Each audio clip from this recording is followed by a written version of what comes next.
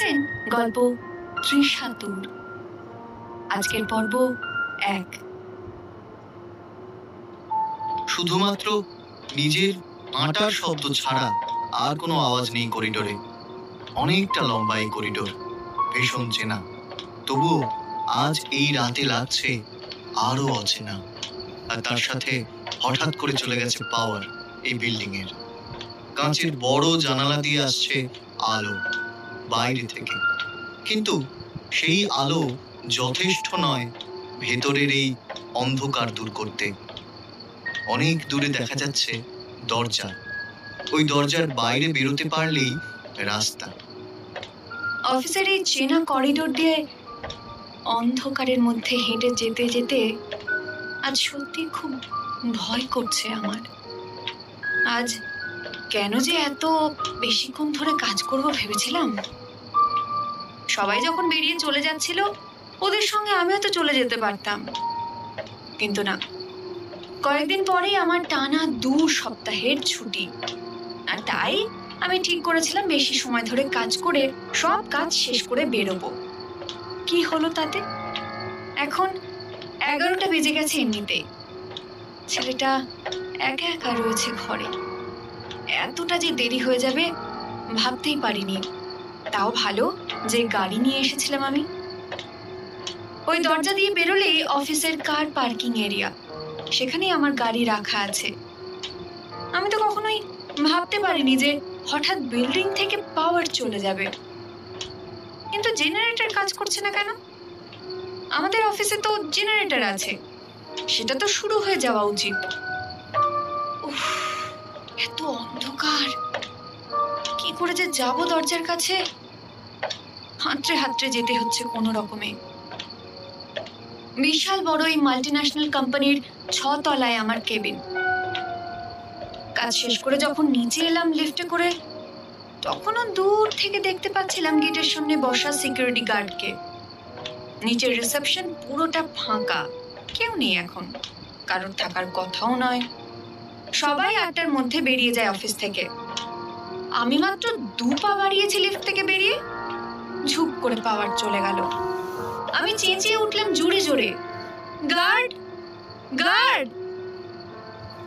দূর থেকে কেউ একটা বলে উঠলো, ঘাবড়াবেন না ম্যাডাম, আমি জেনারেটর স্টার্ট করে দিচ্ছি, আপনি অপেক্ষা করুন।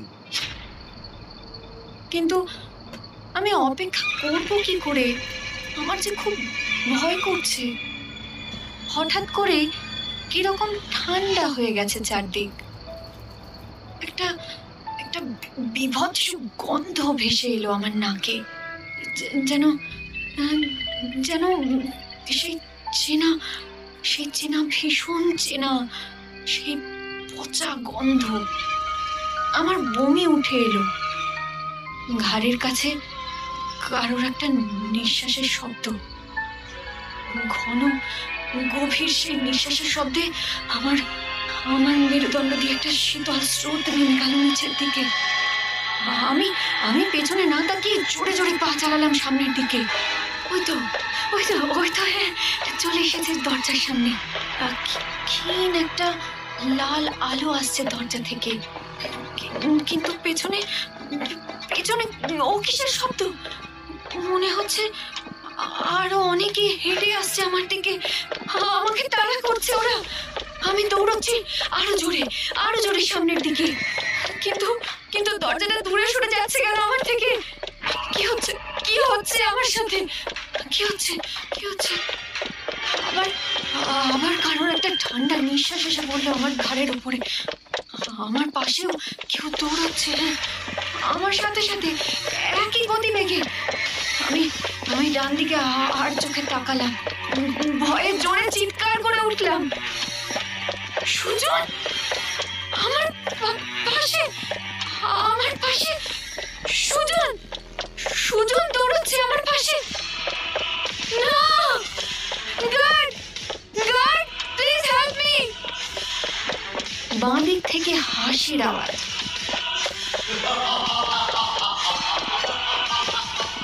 আর চোখে তাকালাম বাঁ দিকে।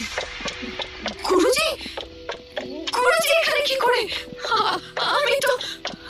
আমি আমি তো নিজের হাতে।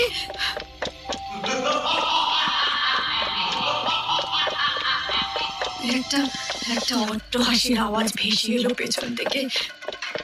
আমি দাঁড়িয়ে পড়লাম, পেছনে তাকালাম। গুরুজি আর সুজন দুজনেই দাঁড়িয়ে পড়েছে পেছনে। ওদের দুজনের সারা শরীর ভেসে যাচ্ছে রক্তে। সুজন কিছু একটা খাচ্ছে কচমচ করে। ওটা কি ওটা কি ওটা কি ওটা কি কারোর হৃৎপিণ্ড? ও ও হ্যাঁ, ওর নিজের বুকের কাছেই তো আঁকা হয়ে আছে। ও ওর নিজের বুক থেকে হৃৎপিণ্ড উপড়ে এনে সেটা কি টেনে ছিঁড়ে ছিঁড়ে খাচ্ছে সুজন। ওর মুখের দুপাশ দিয়ে বেরিয়ে আসছে ঘন রক্ত। পাশে পাশে গুরুজি মাথাটা একদিকে হেলিয়ে তাকিয়ে আছে আমার দিকে। চোখ দুটো বেরিয়ে এসেছে কোটর থেকে। মুখের একটা দিক থেকে ঝুলছে চামড়া মাংস। দাঁতগুলো বেরিয়ে এসেছে বাইরে। মাথার চুল সব খাড়া হয়ে দাঁড়িয়ে গেছে ওপরের দিকে। গুরুজি হঠাৎ মুখ বড় করে প্রচন্ড জোরে চেঁচিয়ে উঠলো,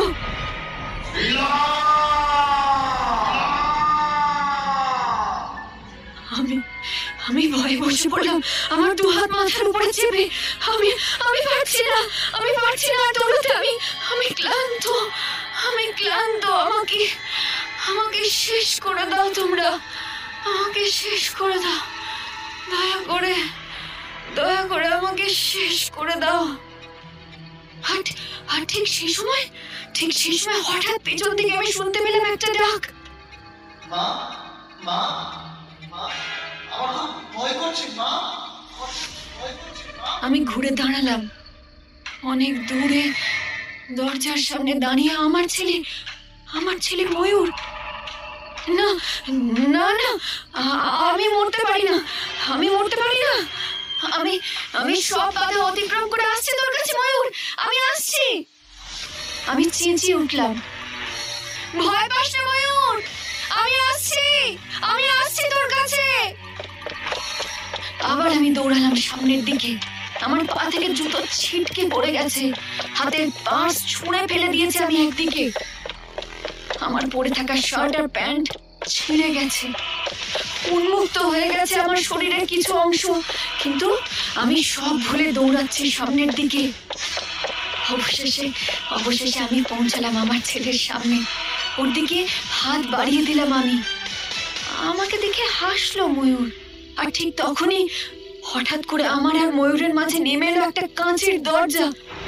ওর অসহায় চোখ চেপে ধরেছে ও দরজার অন্যদিকে। আমি জোরে জোরে মারছি, দরজা ভাঙার চেষ্টা করছি। হাতের কাছে যা পেয়েছি সেটা দিয়ে জোরে জোরে মেরে যাচ্ছি কাঁচের দরজার উপরে। ক্যাঁচ কোঁচ কড়কড় শব্দ করে ফাটল দেখা দিল দরজার উপরে। ভাঙতে শুরু করলো কাঁচ। আমি দেখলাম সুজন আর গুরুজি ময়ূরের পেছনে দাঁড়িয়ে আছে। অদ্ভুত ভাবে ওরা হেঁটে আসছে ওর দিকে, দু হাত সামনের দিকে বাড়িয়ে। ওদের পেছন থেকে প্রবল বেগে আসছে স্রোত, রক্তের স্রোত। একে একে গ্রাস করছে সবকিছু। সজোরে এসে আছড়ে পড়লো কাঁচের দরজার উপরে। ভেঙে গেল দরজাটা। আমাকে ভাসিয়ে নিয়ে চলে যাচ্ছে পেছনে। আমি কোনো রকমে হাত বাড়িয়ে দিলাম সামনের দিকে। শেষ মুহূর্তে আমি ধরতে পারলাম আমার ময়ূরকে, ওর ছোট্ট হাতের আঙুলগুলোকে। ভাসতে ভাসতে আমি ডুবে যাচ্ছি ঘন রক্তের মধ্যে। আমার পাশে হঠাৎ আমি দেখলাম দুটো বড় চোখ, গুরুজির চোখ। আমাকে কেউ টানছে পেছনে হাত দিয়ে। মুখের ভেতরে ঢুকে যাচ্ছে রক্ত, তার স্বাদ, রক্তের গন্ধ আমাকে আষ্টে পৃষ্ঠে জড়িয়ে ধরেছে। এর মধ্যেও আমি ধরে রেখেছি ময়ূরকে। দুজনেই আমরা ভাসছি, ভেসে যাচ্ছে রক্তের স্রোতে। হঠাৎ একটা তীব্র যন্ত্রণা, চেঁচিয়ে উঠলাম আমি প্রচন্ড জোরে। কোনো কিছু কোনো কিছু আমার শরীরের ভেতরে ঢুকে যাচ্ছে, আমার হাতের উপরে চেপে বসছে কারোর তীক্ষ্ণ ধারালো দাঁত, ছুরির মতো কেটে বসে যাচ্ছে আমার চামড়া ভেদ করে মাংসের ভেতরে। কোনো রকমে আমি দেখি সেই লাল বিভীষিকার চোখে চোখ রেখে আতঙ্কে আতঙ্কে নীল হয়ে যাচ্ছি আমি। ময়ূর ময়ূর আমার হাতের চামড়ার উপরে দাঁত বসিয়ে টেনে ছিঁড়ে তুলছে আমার মাংস। বিভৎস এক উল্লাস ফুটে উঠেছে ওর চোখে মুখে। ওর পেছনে ভাসতে ভাসতে হাসছে রক্তাক্ত গুরুজি আর সুজন। না! প্রচন্ড জোরে চেঁচিয়ে উঠি আমি। উঠে বসে আমি বিছানার ওপরে। আবার একটা স্বপ্ন। স্বপ্ন তো না, এ যে দুঃস্বপ্ন। সে ঘটনার পর কেটে গেছে আজ 17টা বছর। আজও মাঝে মাঝে গভীর রাতে আমার ঘুম ভেঙে যায়। আজও আমাকে আমার স্বপ্নে তাড়া করে বেড়াচ্ছে গুরুজি আর সুজন। ঘামে ভিজে গেছি আমি। আমার রাত পোশাক এখন ঘামে ভিজে চপচপ করছে আমার গায়ে। যদিও ঘরের ভেতরে এসি চলছে, তবুও আমি ভয়ে আতঙ্কে ভিজিয়ে দিয়েছি বিছানা, আমার শরীর নিশ্চিত সেদে।